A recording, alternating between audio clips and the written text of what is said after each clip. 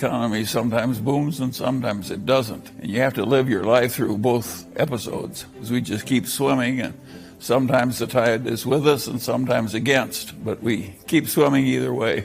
If I were 25 years old in 2026, the first thing I'd do is ignore about 95% of what passes for investment advice today. Most of it is designed to make the advisor rich, not you. The financial services industry has perfected the art of selling complexity because complexity justifies fees. They want you confused. A confused customer is a profitable customer. I'd start with something so obvious it sounds stupid. I'd spend less than I earn, not 5% less, not 10% less, substantially less, maybe 30 or 40% less if I could manage it. This sounds impossible to young people today because they've been sold a lifestyle they can't afford by advertisers who profit from their debt. But it's not impossible. It just requires saying no to things that don't matter. The difference between spending 90% of your income and spending 60% is the difference between financial stress and financial freedom. That 30% gap, compounded over decades, is the gap between retiring broke and retiring wealthy. But nobody wants to hear this because it means sacrifice. It means driving a worse car than your neighbor. It means living in a smaller apartment. It means skipping the vacation everyone else is taking. People would rather be comfortable now and desperate later. I'd rather be slightly uncomfortable now and free later. Once I had money to invest, and this is critical, I wouldn't do anything with it immediately. I'd sit on it. I'd read. I'd study. I'd learn what the hell I was actually doing before I started doing it. Most people do the opposite. They get some money and immediately start trading because sitting still feels like wasting time. It's not. Sitting still while you learn is the highest return activity in investing. Every mistake you avoid by learning first saves you more money than most good investments make you. The education you get from reading Berkshire annual reports, reading about past market bubbles, reading about how businesses actually work, that education compounds forever. The money you lose making stupid mistakes because you were too impatient to learn first, that's gone forever. So if I were starting in 2026, I'd spend my first 6 months reading everything I could find about how businesses work, how markets work, and most importantly, how human psychology works in markets. Because markets aren't really about companies and earnings. They're about human beings making decisions based on greed and fear. If you understand the psychology, you understand the market. If you only understand the math, you'll get killed. Here's what I'd read. I'd read every Berkshire Hathaway annual report from 1977 to present. Not skim them. Read them carefully. And think about what Warren is actually saying. I'd read Ben Graham's Intelligent Investor, not because his specific methods still work exactly as written, but because the principles are eternal. I'd read books about market history. Manias, Panics and Crashes, Devil Take the Hindmost, books that show you how the same patterns repeat forever because human nature doesn't change. I'd read biographies of successful investors and successful business people, not to copy what they did, but to understand how they thought. The tactics change, but the thinking process doesn't. And I'd read annual reports of actual companies, boring companies, utility companies, insurance companies, banks. I'd read them until I understood how they make money, where the risks are, what matters, and what doesn't. This is free education. You don't need to go to business school. You just need to read and think. After 6 months of reading, I'd have a pretty good sense of what I'm doing. At that point, I'd make my first investment decision, and it would disappoint everyone looking for excitement. I'd put 80% of my money into a low-cost S&P 500 index fund. Just park it there and forget about it. Why? Because I know something that most people don't want to accept. I'm probably not going to beat the market. Neither are you. Neither is almost anyone. The statistics are brutal on this. Over any meaningful time period, something like 90% of professional investors fail to beat a simple index fund. These are people who do this for a living, who have teams of analysts, who have access to company management, who spend 60 hours a week studying markets. 90% of them lose to the index. So what are the odds that you or I, doing this part-time while holding down a job, are going to beat them? Close to zero. This is painful for smart people to accept because smart people think they're above average at everything. But in investing, being smart isn't enough. Being smart can actually hurt you because you overthink things. You see complexities that don't matter. You convince yourself you've found an edge when you haven't. The index fund is humbling. It says you're not special. You're not going to outwit the market. You're just going to capture market returns, which over long periods are excellent. About 10% annually if history is any guide. That turns into generational wealth if you're patient. But patience is exactly what people lack. They put money in an index fund, watch it go nowhere for 6 months, get bored, and start day trading. Then they lose money and blame the market. The market didn't fail them. Their temperament failed them. So 80% goes into an index fund with the explicit understanding that I'm not touching it for decades. It's gone. It's dead to me. I don't check the price. I don't care if it goes up or down. It's accumulating shares, and those shares are compounding, and in 40 years I'll have more money than I know what to do with. That leaves 20% to play with. And here's where it gets interesting. With that 20%, I'd do something that 99% of investors never do. I'd wait. I'd just sit there with cash, reading and learning and watching, waiting for something obvious to appear. Not something clever, not something complicated, something obvious. What do I mean by obvious? I mean a situation where a good business is selling for substantially less than it's worth for reasons that don't make sense. This doesn't happen often. Most of the time, markets are reasonably efficient. Good businesses trade at fair prices. Bad businesses trade at cheap prices for good reasons. You can spend years looking and not find anything compelling. That's fine. Sitting and waiting costs nothing. But maybe once every couple of years, something breaks. There's a market panic and everything gets sold regardless of quality. Or there's a scandal at a great company that doesn't actually affect the business fundamentals. Or there's a regulatory change that everyone misunderstands. These are the moments where patient capital makes generational returns. In 2026, I'd be watching for exactly these kinds of situations. I don't know what they'll be because they're unpredictable by definition. But I know they'll happen because they always happen. Human beings panic. They overreact. They sell first and think later. When that happens, I want to have cash available to buy what they're dumping. Let me give you a hypothetical example of what I'd be looking for. Let's say there's a scandal at a major bank. The CEO lied about something. The stock drops 40%. Everyone is screaming that the bank is going to fail. The media is writing obituaries. Now, 99 times out of 100, the market is right to panic.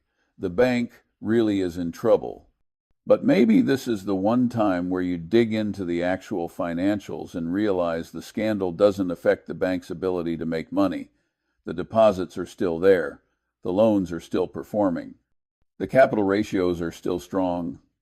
The market is punishing the stock because of headline risk, not business risk. That's an opportunity. That's when I'd take some of that 20% cash and buy the stock that everyone else is dumping.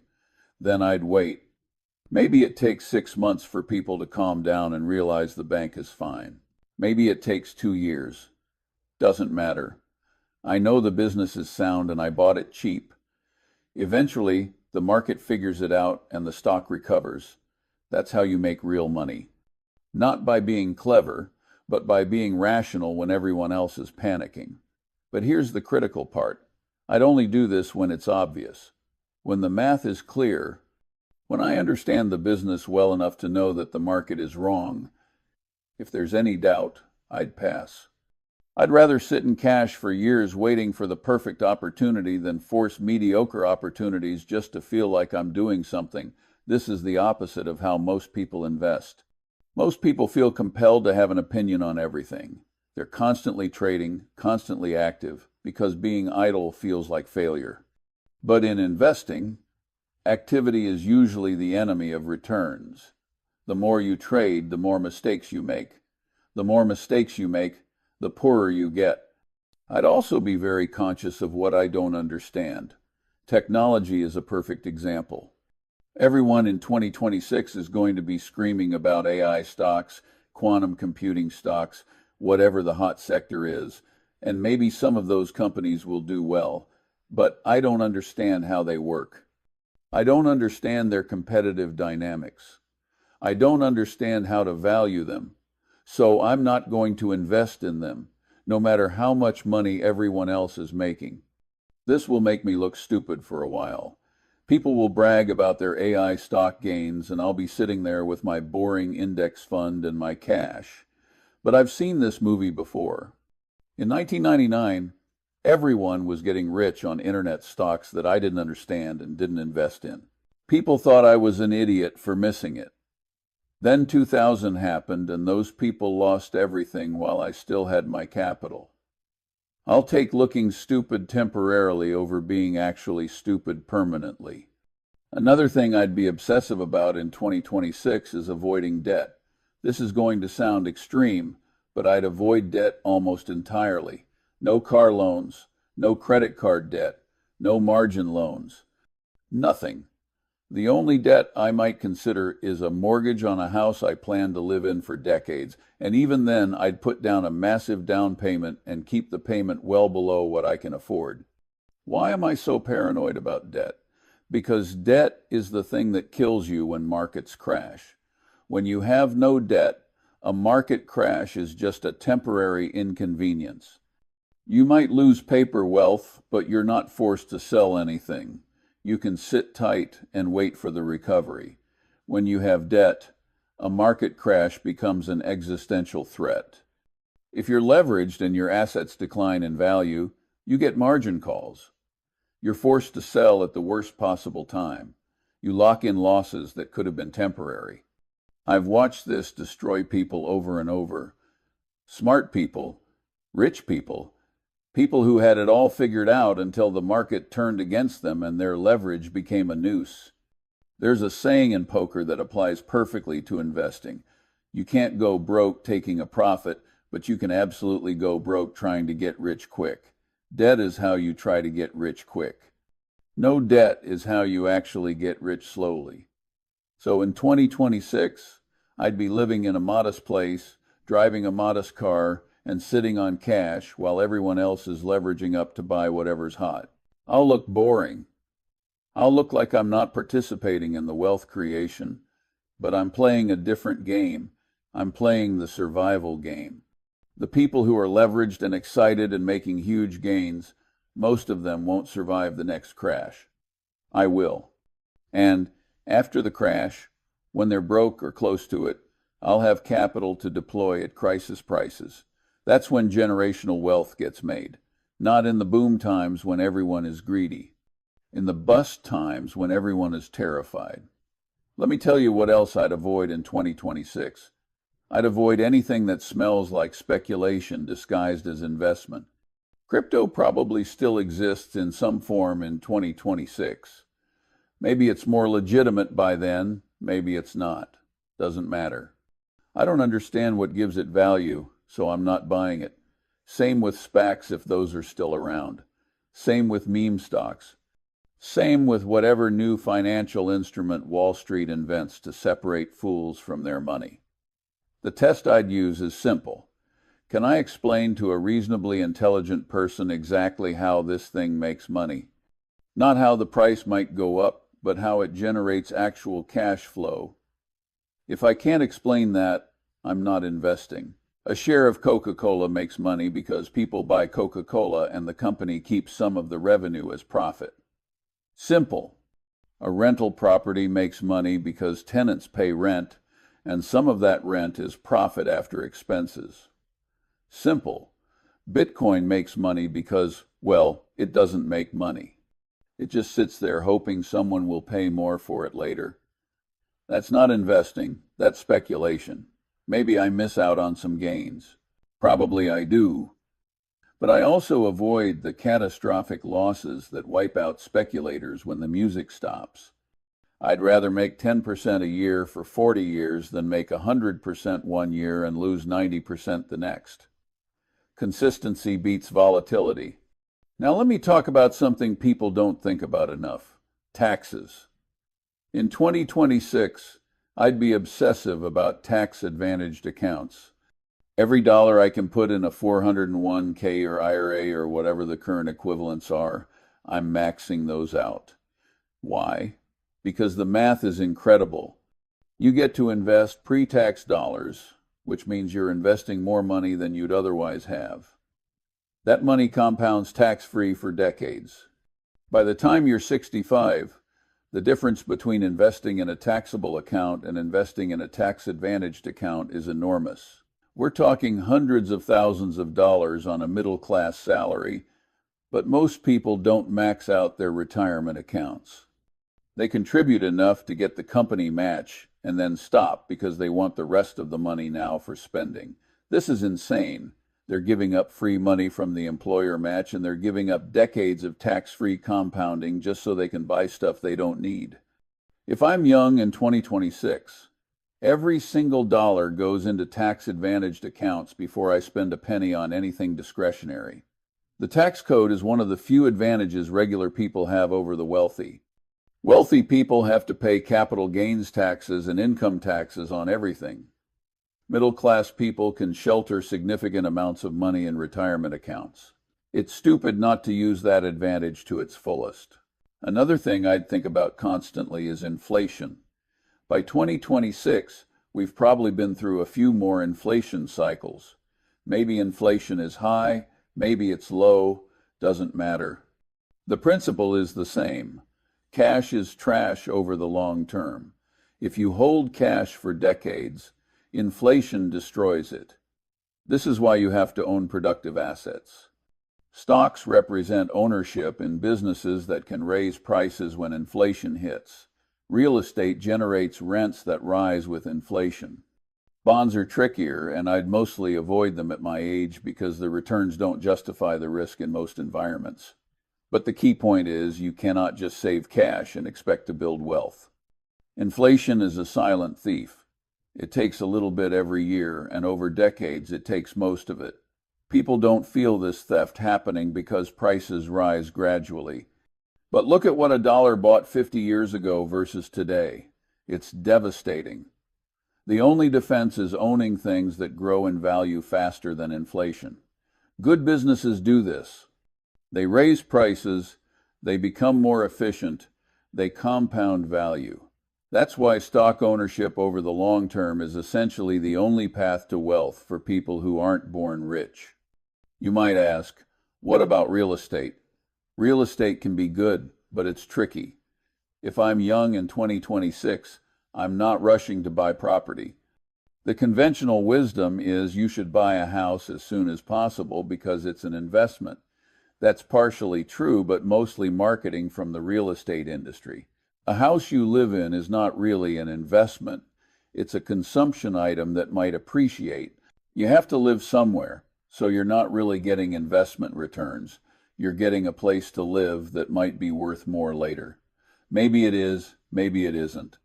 Meanwhile, you're paying property taxes, maintenance, insurance, and opportunity cost on the down payment.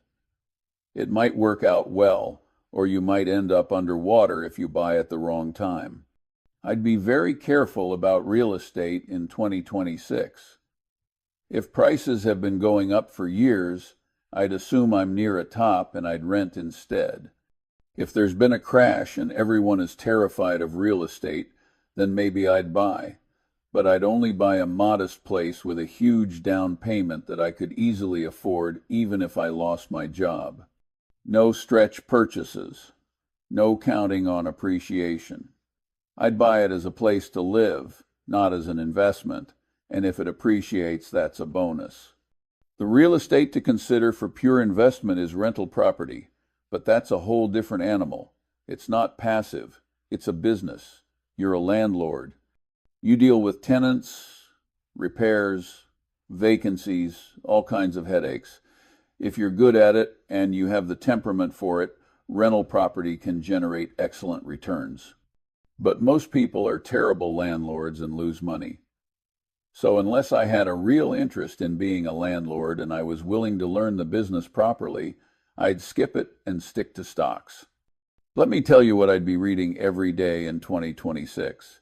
Financial statements, not news articles, not analyst reports, not Twitter or whatever the equivalent is, actual financial statements. I'd pick companies that interest me and I'd read their 10Ks, all of them. Every page. Most people can't do this because they find it boring. Good. That means less competition.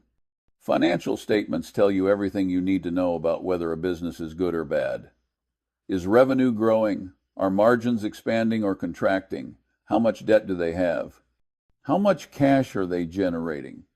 What are they doing with that cash? Are they buying back stock, paying dividends, reinvesting in growth, or wasting it on stupid acquisitions? You can figure all of this out from the filings. It takes time and it's tedious, but it's free and it works.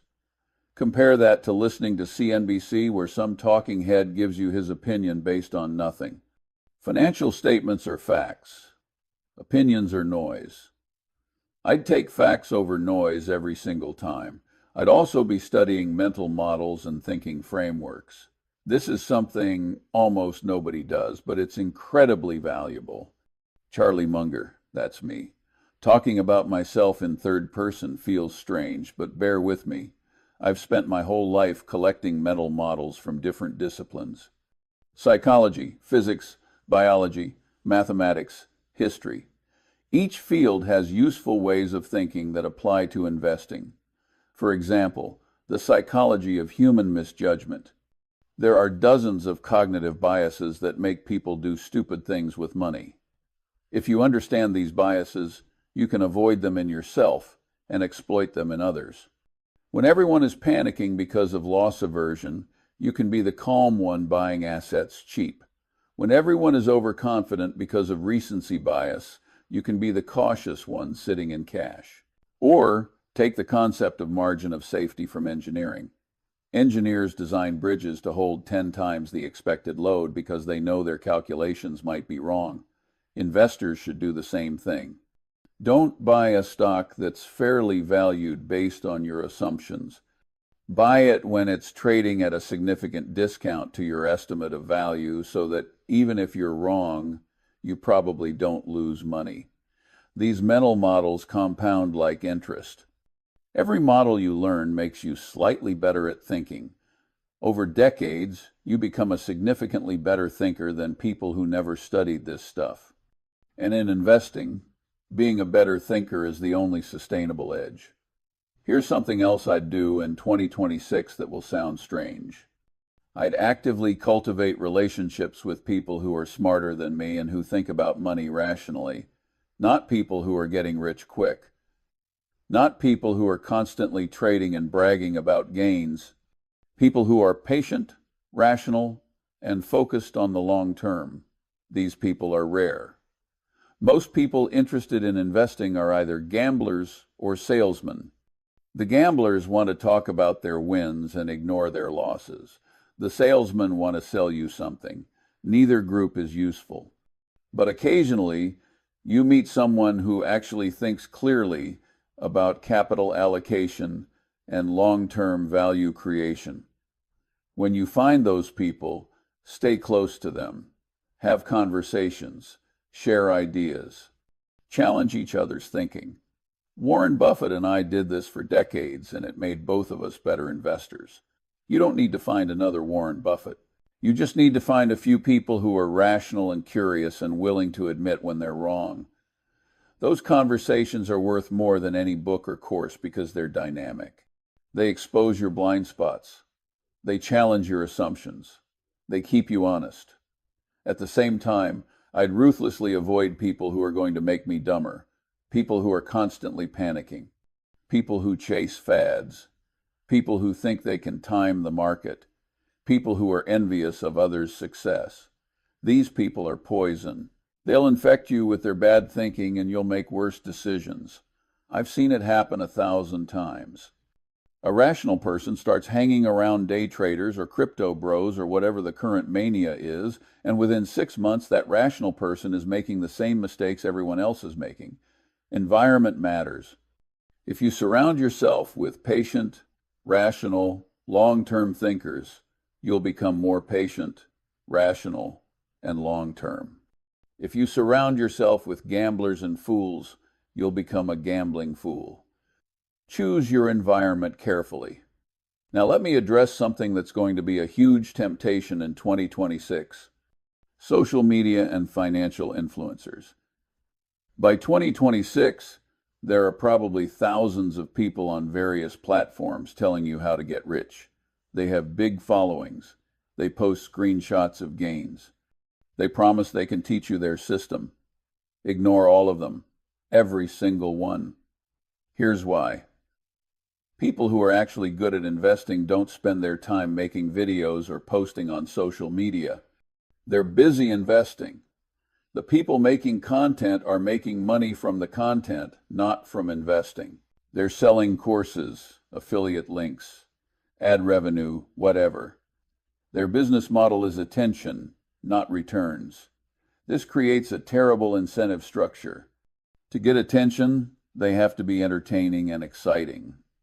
Boring advice doesn't get clicks, so they tell you about options trading, penny stocks, day trading, crypto, whatever is exciting.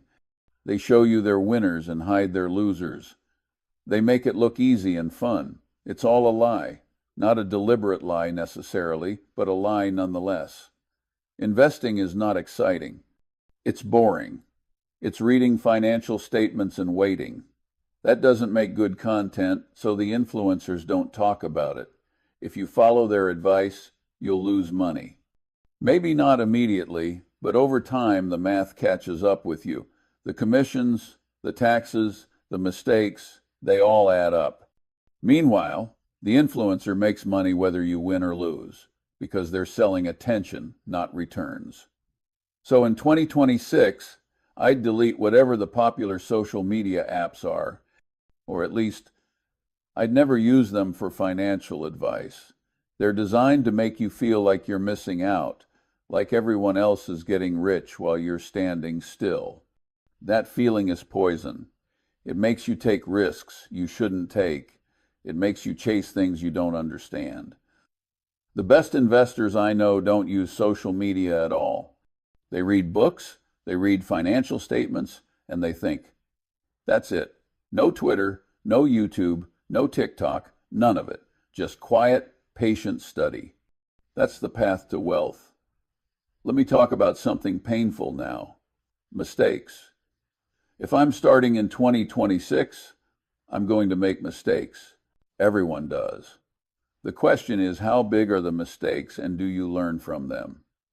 The way to keep mistakes small is position sizing. This is something most people get completely wrong. They find an investment they like and they put half their money in it because they're so confident. Then they're wrong and they've lost half their wealth. Stupid. The right way to do it is to never bet so much on any single thing that being wrong destroys you. Even if you're very confident, even if you've done all the analysis and it looks perfect, you still might be wrong. The world is messy and unpredictable. So you size your positions assuming you might be wrong. For me, that means no single position is more than 10 or 15% of my portfolio, and that's only if I'm very confident. Most positions would be 5% or less. This feels like you're not really committing, like you're not backing your conviction, but it's actually the smartest thing you can do. It means you can be wrong multiple times without going broke. You can learn from mistakes without losing everything. Compare that to someone who bets big, gets lucky once or twice, feels like a genius, then bets even bigger and loses everything. I've watched this pattern destroy so many people. They make money, they attribute it to skill rather than luck, they increase their risk, and eventually they blow up. The ones who survive are the ones who stay humble, who size positions carefully, who assume they might be wrong even when they feel certain. When I do make a mistake, and I will, the key is to recognize it quickly and cut the loss. Don't hold on to a bad investment hoping it comes back. Don't average down on something that's declining unless you've done new analysis and you're even more confident than before. Usually, when something goes down after you buy it, it's because you were wrong about something.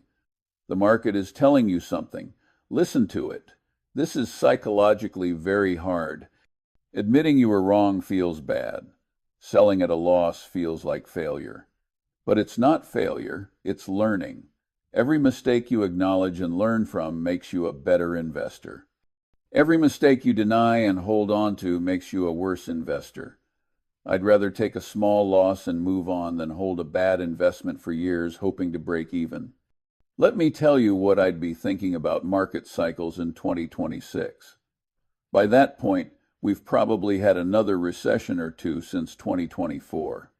Maybe we're in one in 2026. Maybe we just had one. Maybe one is coming. Doesn't matter. The key is understanding that recessions are normal and crashes are buying opportunities. Most people get this backwards. When markets crash, they panic and sell. When markets are high, they feel confident and buy. They're doing exactly the wrong thing at exactly the wrong time. If I'm investing in 2026 and markets are near all-time highs and everyone is optimistic and talking about how stocks only go up, that's when I'm cautious. That's when I'm holding extra cash. That's when I'm not finding many opportunities. Conversely, if markets just crashed, if everyone is terrified, if the news is all doom and gloom, that's when I'm looking for things to buy. That's when great businesses go on sale. That's when patient capital makes the best returns. This is simple in theory, but almost impossible in practice because human psychology fights against it. When everyone is scared, you feel scared too. When everyone is greedy, you feel greedy too. You're wired to follow the herd. Overcoming that wiring requires discipline and experience. The experience part is hard because you have to live through a few cycles before you internalize the pattern. But the discipline part you can work on now. You can make rules for yourself. When the market drops 30%, I'll invest X amount of my cash reserves. When the market is up 50% from the lows and valuation ratios are stretched, I'll build cash reserves. Having rules helps because it removes emotion from the decision. You're not trying to figure out what to do in the moment when your emotions are running hot. You decided ahead of time what you do, and now you just execute. This won't make you perfect, but it will keep you from making the worst mistakes. Here's what I'd tell myself about retirement accounts and time horizon in 2026. If I'm 25, I have 40 years until traditional retirement age.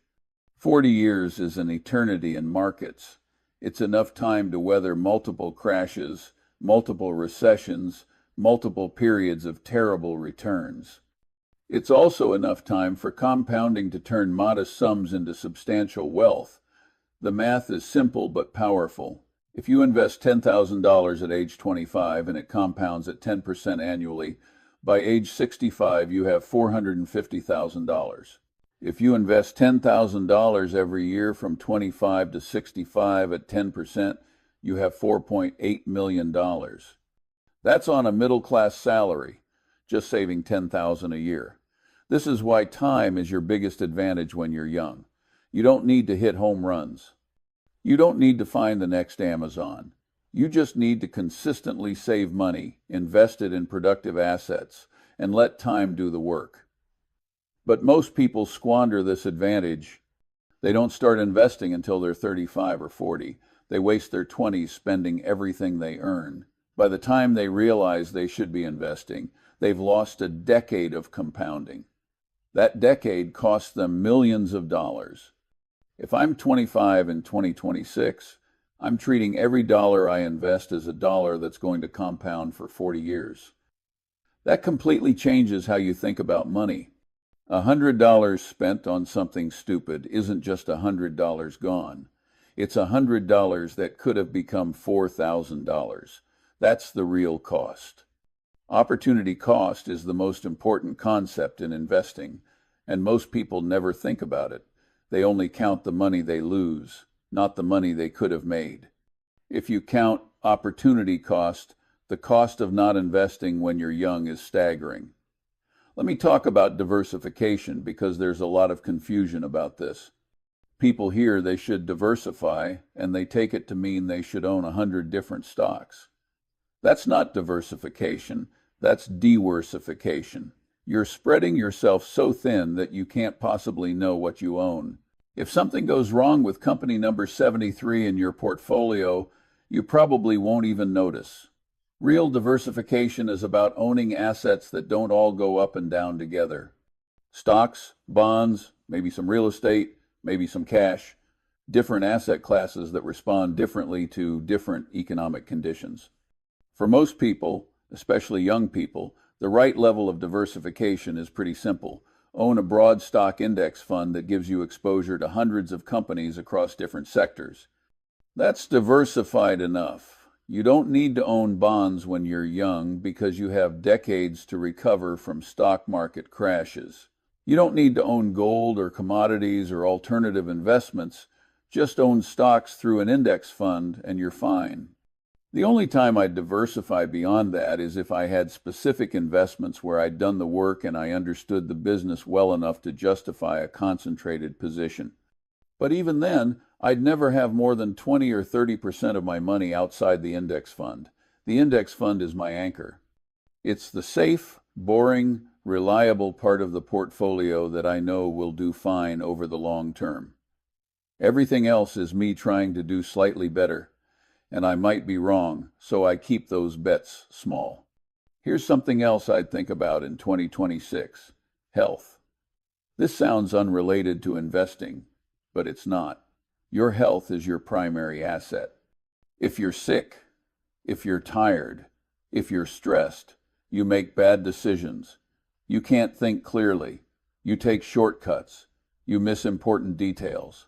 Every successful long-term investor I know takes care of themselves. They exercise. They sleep enough. They manage stress. They don't work 100-hour weeks trying to get rich quick. They work sustainable hours and they take care of their bodies and minds. This pays off in better decisions over decades. Compare that to someone who burns themselves out at 30, who sacrifices their health for their career, who's constantly stressed and exhausted. That person makes worse decisions. They're more impulsive. They're more emotional. They chase quick fixes. Their judgment deteriorates. So if I'm starting in 2026, I'm making time for exercise. I'm sleeping 7 or 8 hours a night. I'm eating reasonably well, not because I'm trying to live forever, but because I want my brain working properly when I'm making financial decisions. A clear mind is worth more than any investment tip. Let me be very direct about something. If you're reading this in 2026, hoping I'm going to tell you what stocks to buy, you've missed the point. I don't know what stocks to buy in 2026. I don't know what the market will do. I don't know which sectors will perform well. Nobody knows these things, and anyone who claims to know is lying or deluded. What I know is principles. Spend less than you earn. Avoid debt. Own productive assets. Be patient. Don't panic when markets crash. Don't get greedy when markets boom. Learn continuously. Admit mistakes. Think for yourself. These principles worked in 1926. They worked in 1976. They'll work in 2026. And they'll work in 2076. They work because they're based on arithmetic and human psychology, neither of which changes. If you follow these principles, you'll probably do fine. Not spectacular, not exciting, just fine. And fine compounded over 40 years is wealthy. That's the secret, if there is one. There's no secret, just patience, discipline, and time.